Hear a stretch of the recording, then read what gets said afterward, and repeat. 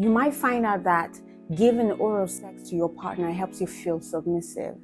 He gives order and you must abide to them. You might have a specific routine that requires you to kneel or drop your eyes when you're in front of him. You might also find out that you both enjoy it when you call your partner sir or any nickname that indicates your position as a dominant and submissive. It could be that your submissive persona may be that you're the receiver of penetrative sex and you like the impactful play such as spanking, padding, or flogging. Because being a good submissive requires an immense amount of trust, all right? Otherwise, you will be handing over much control to anyone.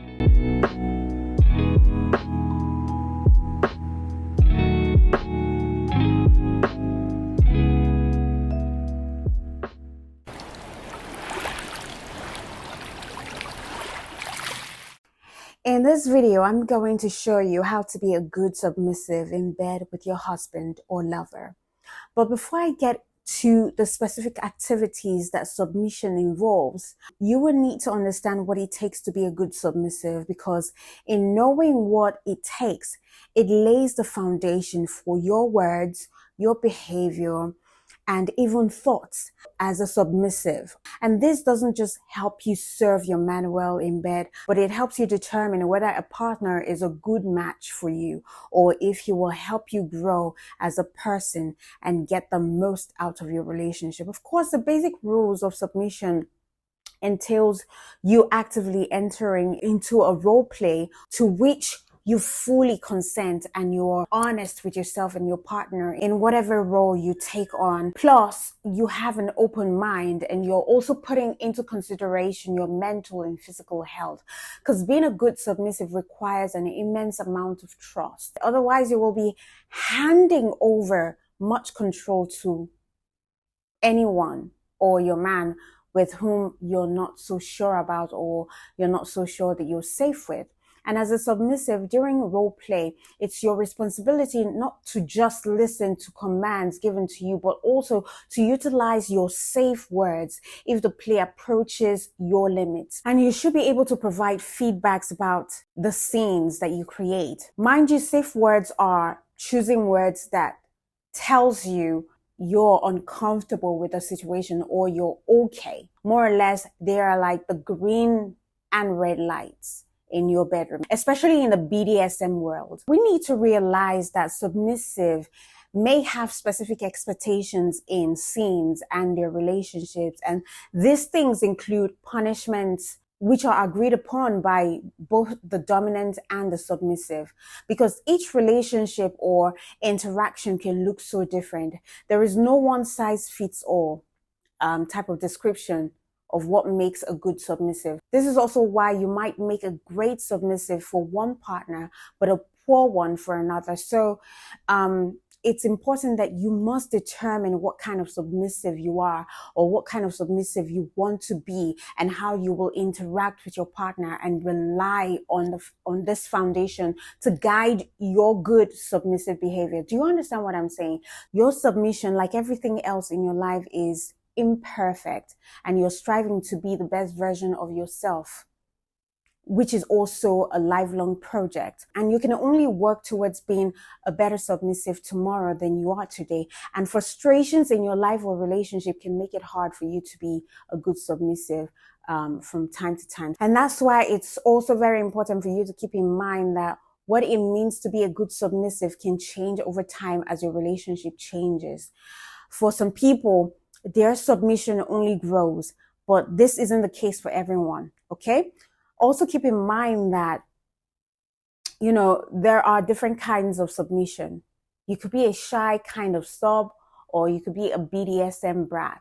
But generally, a submissive person will be the one who is bound, who is gagged, or who is blindfolded, or it could be a combination of all of this. Now, oftentimes, a submissive will wear a collar in addition to those binds. It could be that your submissive persona may be that you're the receiver of penetrative sex and you like the impactful play such as spanking, padding, or flogging. So if you're engaging in BDSM with sex, you might find out that giving oral sex to your partner helps you feel submissive. It's quite amazing that the feeling of power that a person often feels when receiving oral sex certainly lends itself to the power exchange that you're looking for if you want to be a submissive to your dominant man. You can learn more about giving, your man a great head from this tip above, all right here, this video.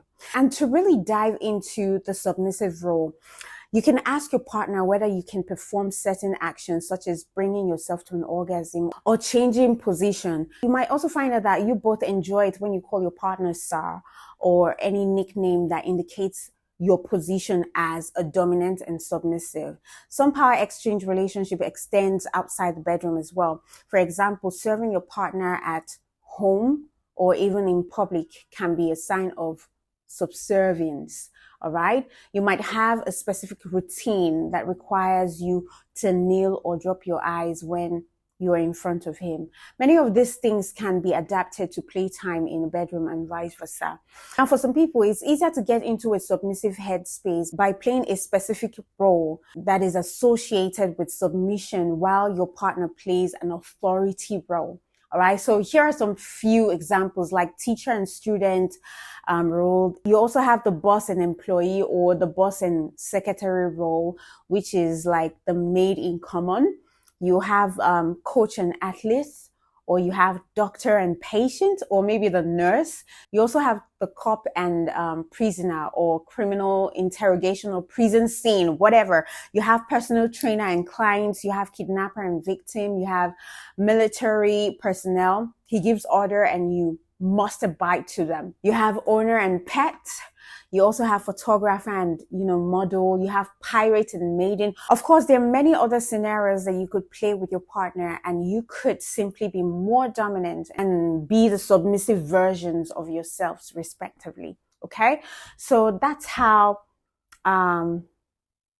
you can embrace, being a submissive in the bedroom. You just need to know the right rules, the right words to say in case scenarios are being taken to the extreme, because you need to know when to stop.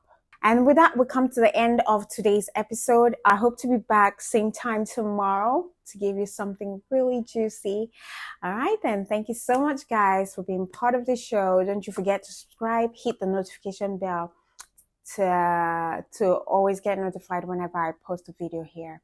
Until I come your way, do have a swell time. Mwah.